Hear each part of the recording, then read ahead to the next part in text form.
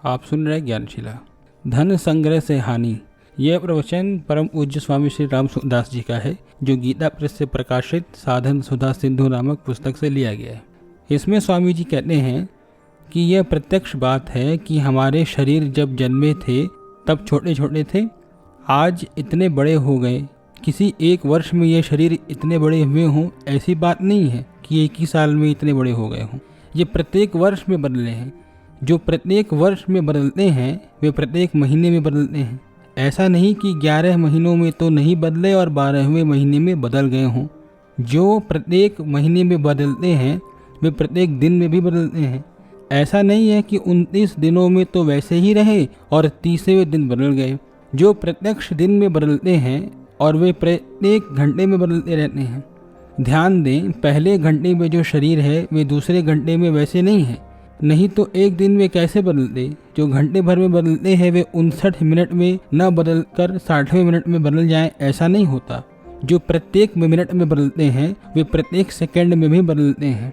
इससे क्या सिद्ध हुआ कि केवल बदलना ही बदलना है। बदल कर किधर जा रहे हैं? मृत्यु की ओर जा रहे हैं। बिल्कुल निस्संदेह बात है। जितने हम जी गए उतने हम मर गए। अब आगे कितनी आयु बाकी है इसका तो पता नहीं, पर जितने वर्ष बीत गए उतने वर्ष हमारी आयु से कम हो गए। मौत उतनी नज़दीक आ गई, इसमें कोई संदेह नहीं है। जरा ध्यान दें, रुपया कमाना और उसे अच्छे काम में लगाना दोष नहीं है, पर उसको जमा करने की जो एक धुन है वही दोष है। इसको इकट्ठा करते रहने का ये मूल दोष है। इसका अर्थ ये नहीं है कि रुपये इकट्ठे नहीं होने देना है। आवश्यकता पड़ने पर भी खर्च न करें, यह तात्पर्य नहीं है। बहन बेटी है, कोई रोगी है, भूखा है, नंगा है या अभावग्रस्त है, उसके लिए खर्च नहीं करना ये गलती है। संग्रह करके आखिर करोगे क्या? आवश्यकता पड़ने पर जब अपने लिए भी खर्च नहीं करते और दूसरों के लिए भी खर्च नहीं करते तो वह संग्रह किस काम का? यह शरीर तो रहेगा नहीं। जब शरीर का अभाव हो जाएगा तब रुपये क्या काम आएंगे? अगर रुपयों को न्यायपूर्वक कमाते हैं और उनको आवश्यक काम में खर्च करते हैं तब तो होश है, नहीं तो रुपयों के लोभ में बेहोशी आ जाती है। रुपयों का इतना मोह हो जाता है कि रोकड़ में लाख रुपए हो जाए तो अब मनुष्य उन लाख रुपयों को छोड़ना नहीं चाहता। कभी भूल से 1000-2000 खर्च हो जाए तो बड़ा दुख लगता है कि अरे इतना पैसा खर्चा हो गया, बताओ। और कहते हैं कि मूल में से खर्च कर दिया। अगर लड़का खर्च कर देता है तो उस पर गुस्सा आता है कि तुम कोई मनुष्य हो? मूल खाओगे तो कितने दिन काम चलेगा? रोटी कपड़े की तंगी तो भोग लेंगे पर मूल को खर्च नहीं करेंगे। जिसको वे वह तो जो का तो सुरक्षित रहे। आपसे पूछा जाए कि मूल का क्या करोगे? शरीर जा रहा है, मौत प्रतिक्षण नज़दीक आ रही है। ये रुपए पड़े पड़े क्या काम आएंगे? मैं ये नहीं कहता कि आप रुपए छोड़कर फेंक दो या नष्ट कर दो, पर उन रुपयों के रहते खुद तंगी भोगते हो, आवश्यक चीज़ भी नहीं लेते, जहाँ जरूरी है वहाँ खर्च भी नहीं करते, तो फिर रुपए क्या काम आएंगे?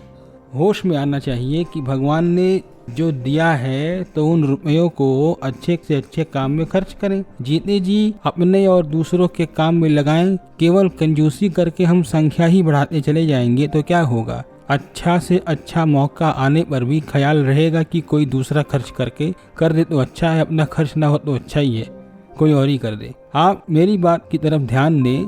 स्वामी जी कह रहे हैं कि आप मेरी बात की तरफ ध्यान दें। जैसे कि कोई दान पुण्य का काम हुआ, कोई उत्तम से उत्तम सत्संग समारोह आदि का काम हुआ, उस समय भी यह भाव रहे कि कोई दूसरा खर्च कर दे तो अच्छा है, अपनी आफत टले तो फिर उन रुपयों का क्या करोगे? जैसे व्यापारी आदमी देखता है कि इतने सस्ते में अधिक से अधिक ले लें क्योंकि बाजार का भाव तो महंगा होने वाला है और फलानी जगह तेजी आ गई है, पर यहाँ सस्ता है तो ब्याज में भी रुपया लेकर अधिक से अधिक ले ले तो अच्छा है। इस प्रकार जैसे लेने का लोभ लगता है वैसे खर्च करने का लोभ नहीं लगता, जो कि हमारे साथ चलेगा।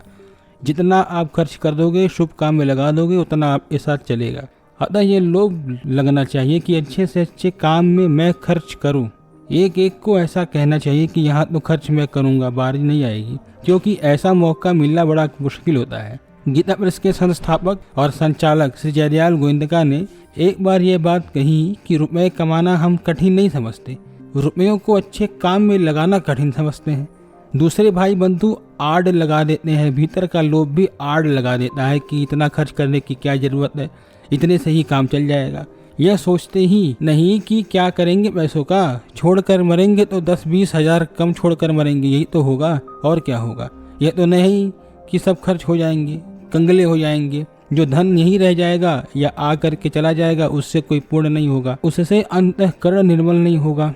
परंतु अच्छे से अच्छे काम में धन खर्च कर देंगे तो चित्त प्रसन्न होगा, पूर्ण होगा, संतोष होगा कि इतने पैसे तो अच्छे काम में लग गए, अब जो बाकी रहे वे अच्छे काम में कैसे लगे इसका विचार करना है। एक मार्मिक बात है कि वास्तव में वस्तु की महिमा नहीं है, महिमा है उसके उपयोग की। कितनी ही वस्तुएं पास में हों, यदि उनका उपयोग नहीं किया तो वे किस काम की। जैसे मैंने पहले आपको बताया है कि एक आदमी ने बक्से में सोना भर रखा है और हमने एक बक्से में पत्थर भर रखे हैं, दोनों का जो भार है, जो वजन है वो बराबर है।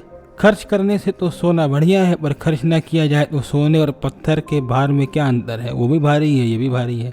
काम में लेने से तो सोना बहुत कीमती है, पत्थर कीमती नहीं है, परंतु काम में लेंगे ही नहीं तो पास में चाहे सोना हो चाहे पत्थर हो, क्या फ़र्क है। हाँ, इतना फ़र्क ज़रूर है कि पास में सोना पड़ा रहने से चिंता अधिक हो जाएगी कि कोई चुरा न ले, किसी को पता न लग जाए। मन में चिंता और खलबली होने के सिवाय और क्या फ़ायदा होगा। इस बात को आप गहरा उतरकर शांति से निष्पक्ष होकर ठीक तरह से समझें। समय बड़ी तेजी से जा रहा है, मौत नज़दीक आ रही है, एक दिन सब पदार्थों के साथ पड़ाक से संबंध टूट जाएगा। इसीलिए बड़ी सावधानी से समय को और पैसों को अच्छे से अच्छे काम में लगाओ। संपूर्ण।